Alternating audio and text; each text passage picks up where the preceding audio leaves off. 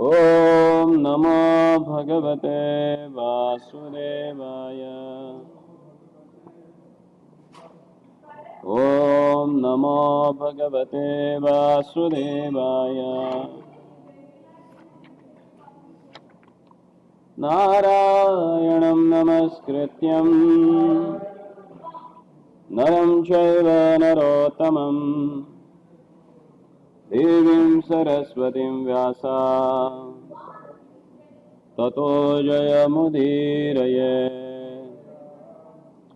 नष्टप्रायेषु भद्रेषु नित्यं भागवत सेवया भगवति उत्तम श्लोके भक्तिरभवति नैष्ठिके। हाँ त्याला बसायला सांगतो, देवागड पाय केलेत ना.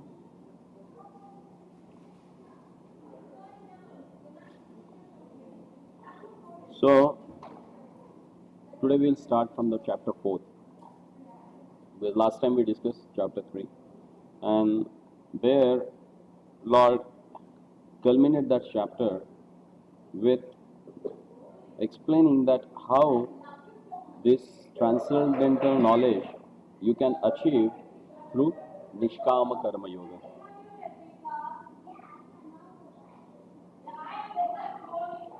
How you can attain that through Nishkam Karma Yoga. So chapter 4, which is going to explain you where Lord very systematically explains about this transcendental knowledge.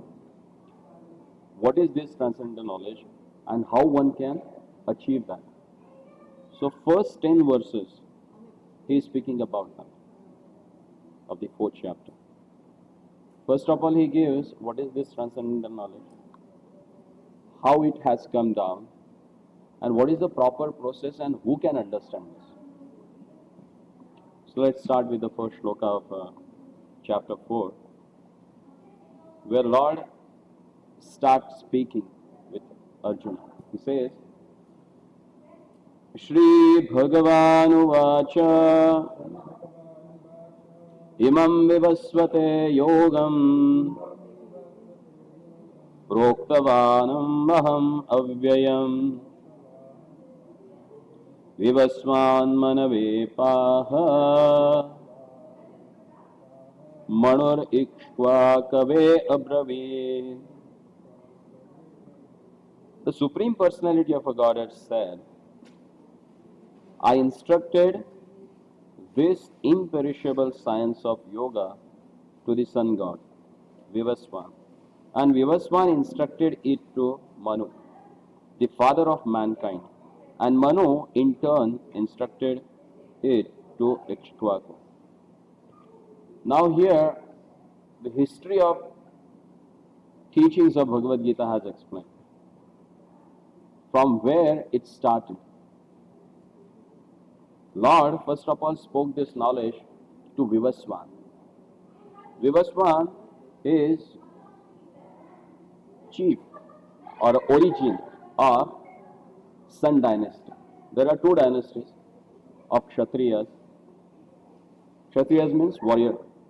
So these Kshatriyas, they belong to Surya dynasty and Chandra dynasty, which comes from moon and which comes from sun.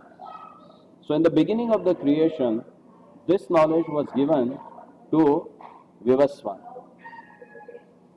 Then this knowledge, in turn, Vivasvan gave it to Manu. Manu, in his turn, he gave it to Ikshvaku. Ikshvaku was a king of Sun dynasty. And Manu is the father of mankind. So father of mankind, Manu, has delivered this knowledge of Bhagavad Gita to Ikshvaku. And if you go back, like it happens that some millions of years ago this knowledge has delivered. Then Arjuna was little bit perplexed. He said, how come? Krishna, you are my contemporary. Huh? We both are friends and we are of the same age. But I never saw you that you are giving this knowledge to Vivasvan. And Vivasvan was somewhere some millions of years ago. So how it has happened? And just to clarify his doubt, Lord says, Evam param pratap praptam imam rajarashayo viduhu sakale neha mahata yogo nashta param tataha. This supreme science was thus received through the chain of disciplic succession, and the saintly kings understood it in that way. But in course of a time, the succession was broken, and therefore the science as it is appeared to be lost. स एवायं मया तेद्य योगप्रोक्ता पुरातना भक्तोऽसि मे सखा चेति रहस्यद्धेतम्योत्तमम्. Then he says that very ancient science of the relationship with the Supreme is today told by me to you because you are my devotee as well as my friend and can therefore understand the transcendental mystery of this science. See, the very essential point has discussed in this verse. First of all, he explains how this knowledge has handed over. This knowledge has handed over to person from disciplic succession. One gave it to someone, then he handed it over to next one, then next one is handed over to next one. Like some ripened mango. If it is on the tree, if you have to give it as it is down, then you have to give it to the person who is sitting down to you. Then he will hand it over to the person who is sitting down to him. So that way it goes safely down. So same way this knowledge was handed over to one person. From that person it has handed over to the second one. So by generation, that knowledge has come down. By whom? By saintly kings. That essentially one has to understand. Rajarshayo. So previously, this knowledge was given to kings who are like a rishis. What is meant by rishi then? Rishi mean does not mean that the person who only stays in hermit or who stays in woods or forest or forest dwellers. No. Rishi means person who is situated on the Brahman platform. Philosophically, who has understood the essence of life and the goal of life and he is working on that achieving. That person is known as a rishi. And previously king, even though they were kshatriyas and as stated in the Vedic scripture, kshatriyas in the mode of a passion. But these kings, being a king, they were totally transcendental to the modes of material nature and they were considered as a rishi. So this knowledge was handed over through the persons who were saintly kings. Seems to be controversial. How the king can be a saint? Because to administer something, you need to have some diplomacy. And to become a rishi, you have to become a pure and straightforward. You can't be diplomat. You should have a very clean and plain heart, not complicated. But being a diplomat, they were rishis. If someone takes shelter at the lotus feet of a Lord, so all the contradictory can get resolved in them. Understood? Does it make sense? When you are connected with the Lord, which is supreme pure, you also become pure. Like you put iron in the fire, you keep it for some time, after that what happens? That iron, it turns into fire. So same way when the living entity, he comes in contact with the Lord, who is the supreme Brahman, then that living entity, even though because he is in the material world, he was contaminated, he gets totally pure as like a Lord. So these kings who were totally absorbed in Krishna consciousness, they were known as a Rajarshis. And then Lord says in further that this disciplic succession was somewhere lost. And now I am restarting it with you. And why you only? Now Lord has given the qualification to attain the transcendental knowledge. What is the basic qualification to attain knowledge of Bhagavad Gita? Lord here says, Bhakto sime saka cheti rahasya etat uttamam. This most secret knowledge, I am delivering it to you because you are my devotee and friend.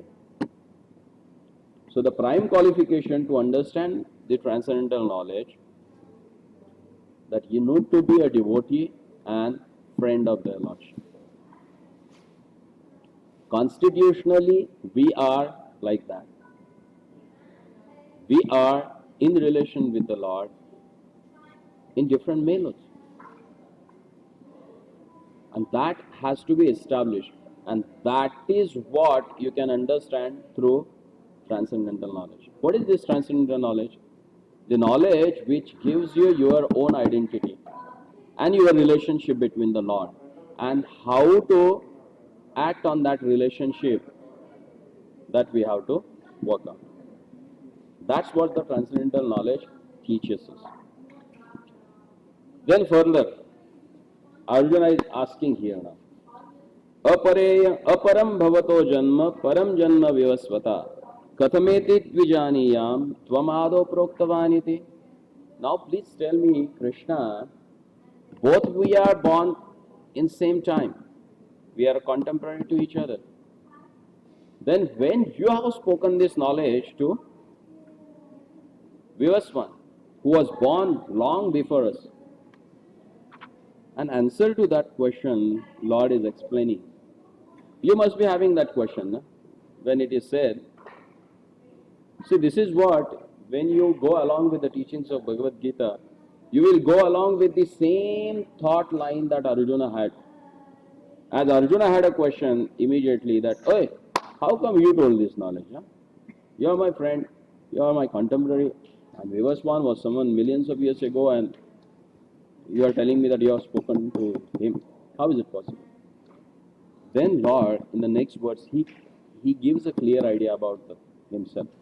He says, Shri Bhagavan Uvacha Bahuni me vatitani janmani tavacharjuna tanyaham veda sarvani natvam veta param tapa.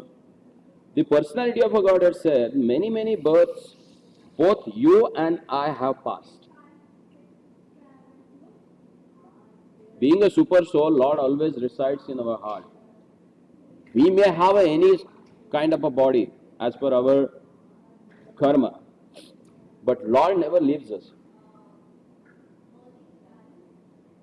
He stays every time. Aham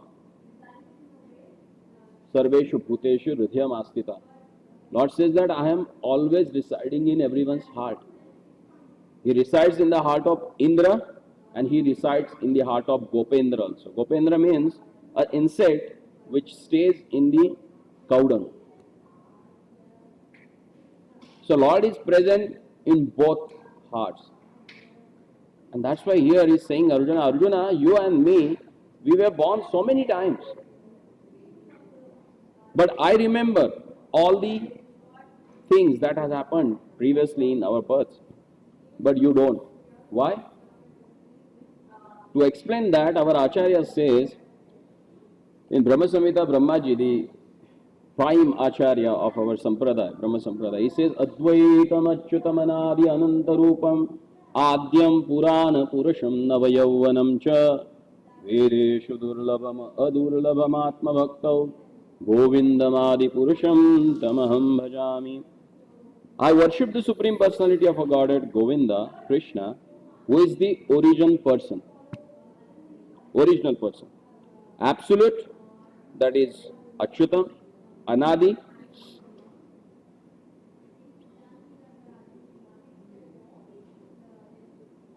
without any beginning. Advaitam, Achyutam. Advaitam means absolute, Avyaya means infallible, and Anadi means without beginning. And although expanded into unlimited forms, Ananta Rupam, still he is same original, the oldest Purana Purusha. and the person always appearing as a fresh youth, Nava Yauvanamcha. It seems to be contradictory, no? Or not? Are you able to understand this? See, here Brahma praised him that you are Advaita. Advaita means absolute. Again he says you are Avyaya. You are mm, infallible. And again he says that he is beginningless, Anadi. Then again he further says Ananta Rupam. You have so many forms. But Adyam Purana Purusham. But you are the same old person, original. You are the oldest and still Navayavanamcha. And you look like a youth.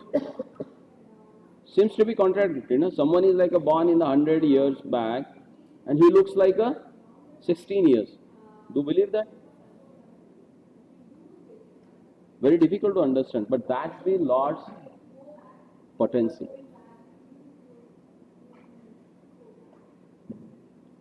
Vedeshu Durlabha Adurlabha Swabhakta. Through Vedas, it's very difficult to attain him, but very easy by his devotion. If you render devotional service, immediately you can understand. Because devotional service has a faith. It starts with the faith, Adav Shraddha. Then Sadhu Sangha, then association with the devotees. When you associate with the devotees, your faith becomes very strong. Because in the association of devotee, bhajana kriya happens. When you do bhajana kriya, then what happens? Anartha nivritti, whatever obstacles or problems that you have in your heart, they get resolved. And then nishtha.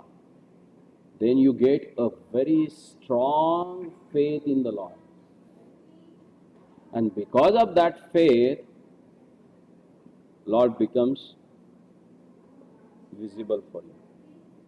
Not through the Vedic studies or performing so much of karma kanda, you become qualified to attend the Lord. As explained, Bhaktyamam abhijanati yavan yachasmi tattvata.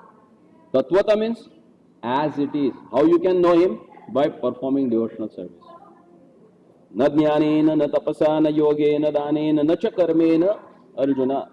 You can't know me by giving charities, performing different sort of yagyas, austerities, or different karma kandiya things, or through attaining all knowledge. No. He says, Ekam tu kevalaya bhaktya. Only by devotional service you can understand me. We'll discuss one wonderful example. Once there one was cobbler. He used to sit under big banyan tree and he used to stitch all the shoes. He was a shoemaker. And just opposite to that, there was one house of a Brahmana who was performing all 3 sandhyas. He was performing all the Vedic rituals. He was following the Vedic pattern of his life. So cobbler was thinking, this person is how much fortunate that he is totally absorbed in all the activities that Vedas has recommended for Brahmana. He is such a great person. So one day what happened? Naradji was walking by there. And he saw both the person. Cobbler, who was sitting under the tree, stitching his shoes, and he was, while stitching his shoes, he was remembering their Lordship. So while passing by, when the cobbler saw Naradji, he immediately got up. He offered Dandavat Pranam and asked him to clean the place, and he asked Naradji to sit. Then he went and got a water for him. Then he asked, how come here? Then Naradji said, actually I am going from here to Vaikuntha. Do I have something to say to their Lordship? Then cobbler said, nothing. Just pray for me whenever you go in front of him. That is enough for me. On the other side, when Naradji got up from there and he was walking. While walking by, he came across to that Brahmana. When that Brahmana saw Naraji, he offered pranam and he asked him, how come here and what's your plan? Narad said, I'm going to Vaikuntha. Do you have something that I can ask on behalf of you to their lordship? Then the Brahmana said, yeah, why not? You asked him that when I'm going to come to him. He said, okay, no problem, I will ask him. So he went. So as Naraji reached Vaikuntha, Lord Narayana was reclining on a Shesha. He looked at Naraji, he gave a smile and said, oh, any news? Because whenever Naraji comes to meet their lordship, definitely there is something. He never comes without any reason. Then Lord asked him, so any news about? He said, yeah, actually while coming, I met two different personalities. One was totally engrossed, chanting your name and doing his karma. Another one I saw who was totally absorbed in all the Vedic rituals and very strictly is following all these sandhyas and everything. Then I asked Brahmana that does he has any desire that I can express you in front of you? Then he said, okay, yeah. What is that? That Brahmana asked me to ask you when that Brahmana is coming back to you. The Lord smiled and told him that maybe some millions of birth, maybe after some millions of birth, not now. When Naraji was surprised, he said, how come? That Brahmana is following all the Vedic way, all the rituals, and he will take millions of births. Then by his own he asked, what about that cobbler? When he is going to come back to you? He said, no need for him to come to, he is already with me only. In this lifetime itself, he is with me. Raji was surprised. He said, how come? What he is doing? He is teaching his shoes and he is remembering you. And he is even not having a higher birth. At least Brahmana has a higher birth by that credit and whatever ritualistic activities he is doing. By that, he should come first. How I can understand this? The Lord made it very easy for Narada. He said, when you go back now, you meet both of them and tell them what I have said. And then, if they ask what I am doing here, just tell them that I am passing elephant through the needle's eye. Generally, a needle has an eye through which you can pass through a thread. Then you can use it. And Lord told Narada that you tell them that I am passing an elephant through that needle eye. Is that possible?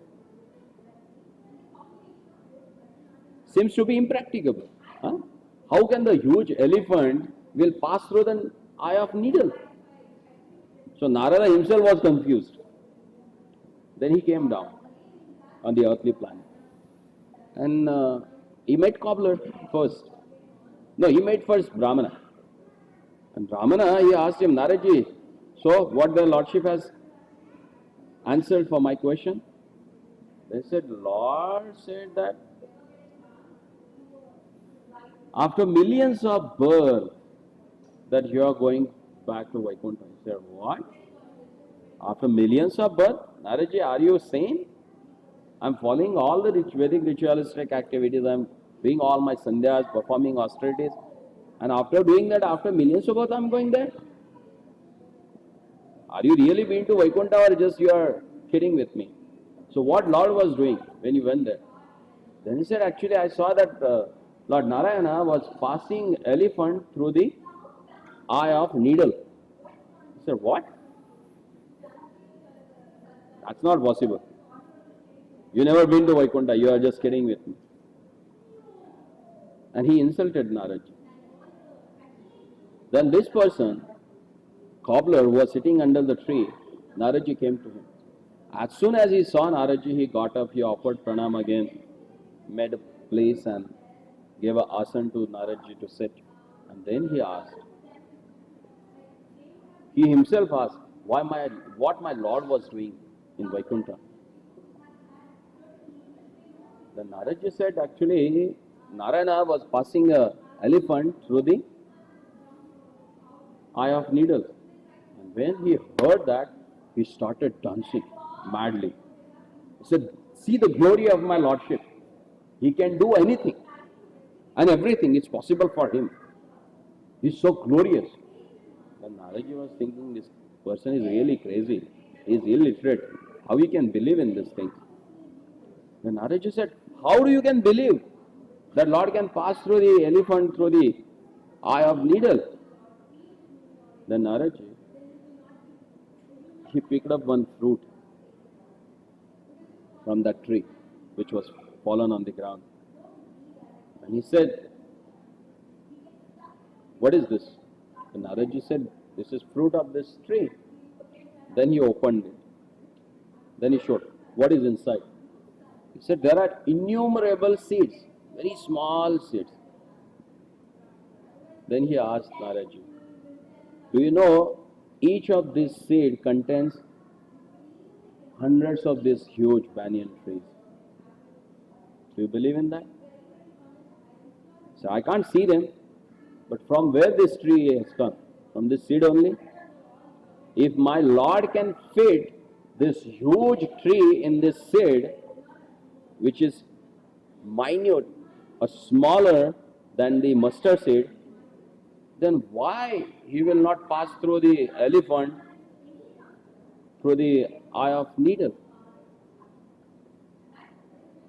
And then Naraji realized that why Lord has said that this person will come immediately back to him, or already he is with the Lord, because he has full faith in Lord and his activities. That's the glory. So, the person who has a faith, only he can know the Lord. Got it? Makes sense? In the Vedas also it is said that Lord, although one without a second, manifests himself in innumerable forms. He is like the Vaidurya stone, which changes color, it still remains one. All those multifarious forms of the Lord understood by the pure and unalloyed devotee, but not by simple study of Vedas. Vedeshu durlabham adurlabham atma bhakto. Devotees like Arjuna are constant companions of the Lord, and whenever the Lord incarnates, the associate devotees also incarnate in order to serve the Lord in different capacities. And then Lord further says, Ajopi san avyayatma bhutanam ishwaropi san prakritim swam adhishtaya sambhavami atmamayaya. Now he gives the clear idea about his appearance. Sambhavami atmamayaya. These two words are very important here. Sambhavami means he appears, and through atmamayaya, through his internal potency. In the beginning itself he says, Ajopi a son avyayatma. Aja. Even though I am unborn, but still I take birth. Bhutana Ishwaropi san, and I am the controller of all the living entities.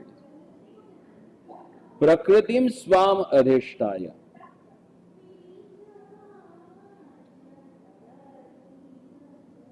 By his own potency, he appears Sambhavami again and again in different yugas by his own internal potency. See, here is the difference. Lord is unborn, still he takes birth. Why? Vishwanath Chakravarti Thakur and Baladev Vidyabhushan, they say, Atma Mayaya, because of his causeless mercy. Because of his causeless mercy, he appears. Sambhava, he comes. Bhava, Bhava means he comes. He appears in front of.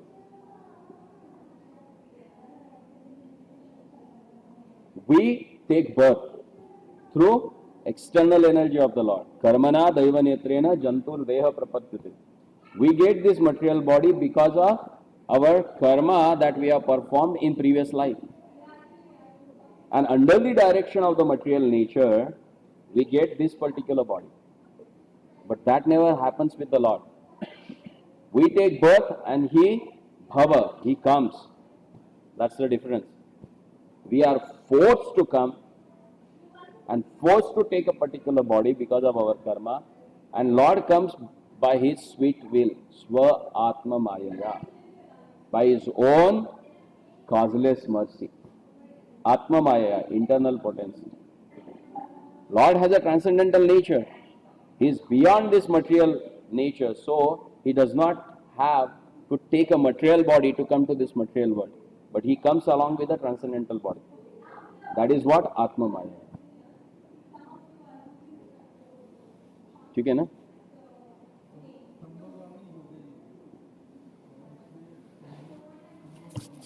Atma Maya है.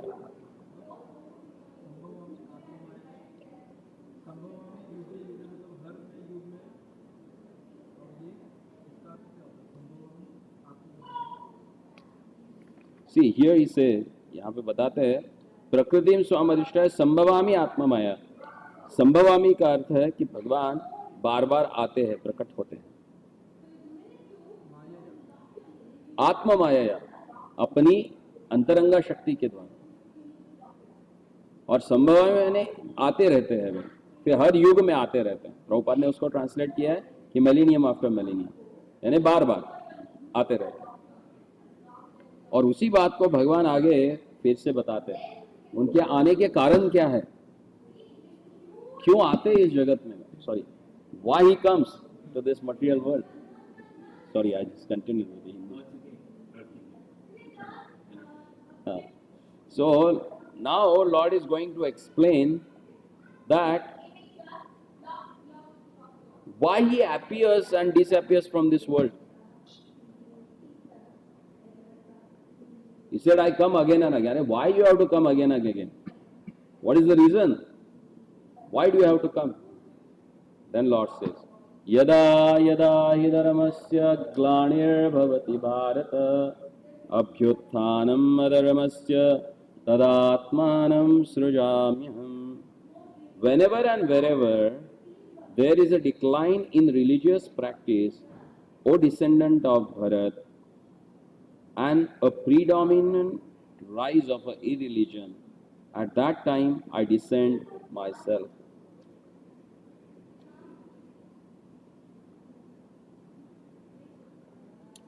In this world there is a word called Srijami. Srijami means created. But it never happens that Lord gets created, because He does not have any beginning. If something does not have any beginning, means how you can create that thing? So that's not possible. But here we have to understand this Srijami means that the Lord manifests Himself as He is. He manifests. He never gets created. As we are got created by the material nature because of our previous karma, we got this particular kind of a body which was created by the material nature. But Lord, being transcendental to this material world, He manifests in His original form, like a two-handed form, with a flute in His hand. And why He comes? Whenever there is a decline of religious practices, Glanir Bhavati Bharata, He comes to Abhyutthanam Adharmasya. When there is a predominance of adharma, then He comes. And what He does then? That is explained in the next verse. Paritranaya sadhunam vinashaya cha dushkritam dharma samsthapanarthaya sambhavami yuge yuge. He has given us three reasons for His appearance in this material world. The first and prime reason he has given, paritranaya sadhunam, to deliver the pious. Now the question comes, if devotees are there who knows their lordship very well, uh, they have a transcendental knowledge and who are already delivered from the material world, then why Lord comes to deliver them who are already delivered? Unless and until you get delivered from the pangs of material nature, you will not understand the Lord. You understand their lordship means you are devotee. If you are devotee, then why Lord says that I come to deliver my devotee?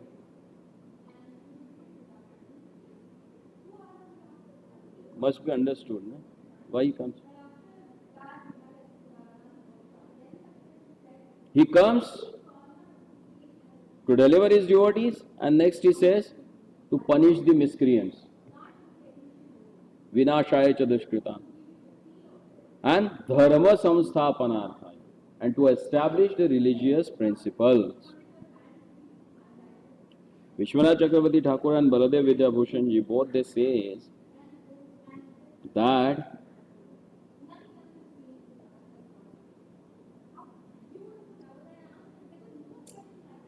Lord appears to give pleasure to his devotees. That pleasure itself is a deliverance for the devotees. So the main reason of their lordship's appearance in this material world to give pleasure to his own devotees. All these are external reasons. The real reason is that he wanted to please, he wanted to give happiness to his own devotees. In Chaitanya Charitamrita, Krishnadas Kaviraj Goswami summarizes the principles of incarnation. He says, सृष्टि हेतु ये मूर्ति प्रपंच अवतरे से ईश्वर मूर्ति अवतार नाम धरे मायातीत परम व्योमे सबार अवस्थान विश्ववतीर धरे अवतार नाम. The avatar or incarnation of Godhead descends from the kingdom of God for material manifestation. And the particular form of the personality of a Godhead who descends is called an incarnation or avatar. Such incarnations are situated in the spiritual world, the kingdom of God. When they descend to the material creation, they assume the name avatar. And there are various kinds of avatars, incarnation, as a Purusha avatar, Guna avatar, Leela avatar, Shaktiavesh avatar, Manvantar avatars, and Yuga avatars, all appearing on a schedule of all over the universe. But Lord Krishna is the primeval Lord, the fountainhead of all avatars.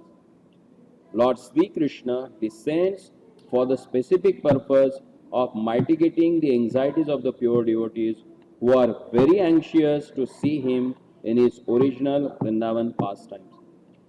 Therefore, a prime purpose of a Krishna's avatar is to satisfy his unalloyed devotees.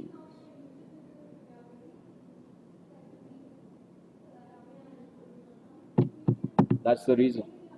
That's the prime reason of Lord's appearance to this material world. Is that clear? Or any doubt?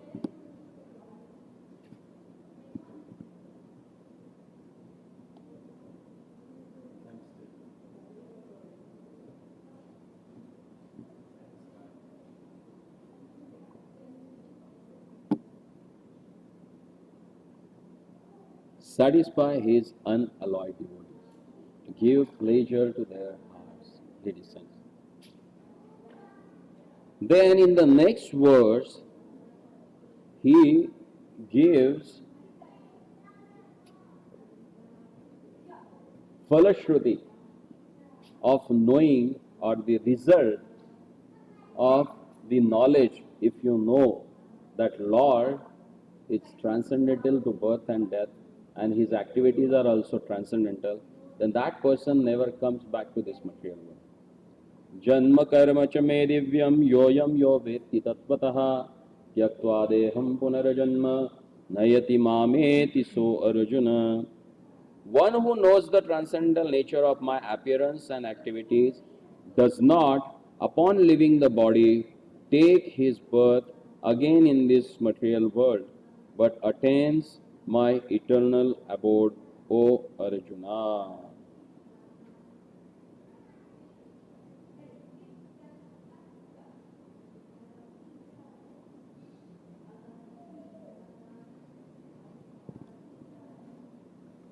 If someone understands the birth and activities of the Lord are transcendental. See again, try to understand. In Srimad Bhagavatam also, first it is made clear to us that how Lord's birth is transcendental. If you know that his birth is transcendental, then you will understand that his activities are also transcendental. They are not common like common man. So don't do that common mistake of considering Lord's activities and our activities are same. It may appear to be same, but they are not same. They are transcendental. And if that is clear, then it's become easy to understand their Lordship. And that's why here also, Lord, He says, if someone understands this knowledge of what? My birth and my activities are transcendental, after knowing that, the person gets delivered from this material world and he never comes back. So if someone desires to go back home, back to Godhead, then he should understand the wonderful pastimes that Lord has performed in Vrindavan. And if you know them, you will be out of this world. Because as explained in Purusha Bodhini Upanishad, the nature of Lord is how? Eko devo nitya lila anurakto bhakta vyapi hridayantaratma.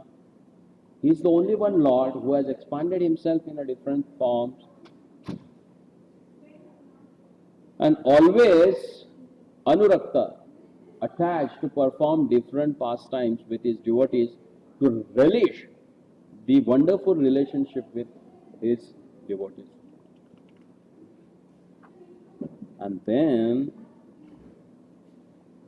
in the next verse, which is the last verse of our today's session, he says, Vitaraga bhayatkroda manmaya mamupashrita bhavo jnana tapasa puta madbhavamagataha. Previously, after knowing this knowledge and becoming pure and getting rid of raga, bhaya and krodha, many great sages have come to me. Vitaraga bhaya krodha. Vita means getting freed. From what? Raga means attachment, bhaya means fear, and krodha means anger. If someone has got freed from raga, attachment, bhaya, fear of a death, and krodha, anger, manmaya mamupashrita, and has taken shelter of me after getting rid of this, bahavo jnana tapasa. Many persons in past became purified by knowledge of me, and thus they all attended transcendental love for me. Mada bhava agata. He uses the word bhava. They have got a love for me. When they attained the knowledge about me, they got rid of Vita Raga Bhaya Krodha, attachment, fear, and anger. And after becoming purified, they were able to get my love. To develop love for their Lordship, one has to get rid from Bhaya, Raga, and Krodha.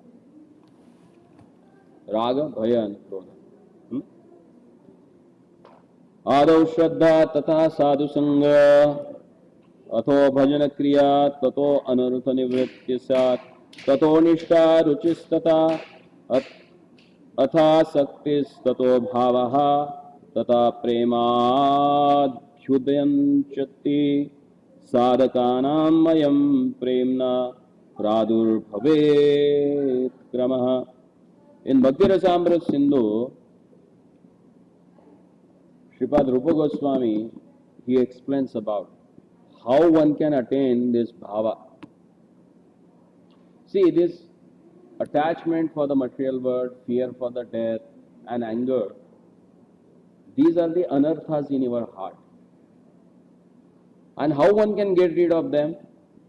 He says, Adav Shraddha. First, you should have a faith. Faith in what? Sadhu Sangha. Faith in the association of devotees. When you associate with the devotees, that faith gets cultivated. In the association of devotees, you do bhajana kriya, means you follow the process of chanting, hearing about the Lord. And because of chanting and hearing about the Lord in the association of devotee, what result it gives? Anartha nivritti syat. That cleanses all impurities in our heart. And what are these impurities? Raga, Bhaya and Krodha. Attachment, fear of death and anger. That gets cleansed when you hear in the association of devotees. And then your faith becomes stronger. Then it is called as a nishtha. Then that nishtha converts into ruchi. You really get a taste in that. Taste in hearing about the Lord, discussing about the Lord. And that ruchi then get transferred into asakti. You get attached, severely attached to it. It becomes your addiction. You get addicted to hear about the Lord. And then that addiction goes to bhava. Bhava means then you don't need anything else. You are totally absorbed in that. Whatever you do with the bhava then. And then that bhava, when it gets really intense, that turns into prema. So everything that starts with the shraddha. And that's why Lord, He explains so nicely about how one can become qualified to get this transcendental knowledge. You can get this transcendental knowledge through disciplic succession, because that cultivates your faith, which transfer into nishtha because of your sadhu sangha and anurtha nivritti, and that then gradually turns to bhava. And that bhava stage, after intensified, you get the prema, love of Godhead. And that's the goal of life. And to give that, Lord appears in this material world. And especially in the age of Akali, He appeared most magnanimous, Namo Mahavadanyaya, most merciful. And without seeing any pre-qualification, He's just giving the love of Godhead. And that love of Godhead, how we can relish? By chanting Hare Krishna, Krishna Krishna, Hare Hare, Hare Ram, Ram Ram, Hare. Thank you very much. Any question?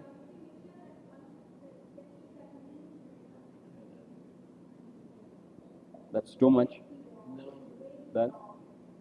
It made me, things before in my life fit together. Ah.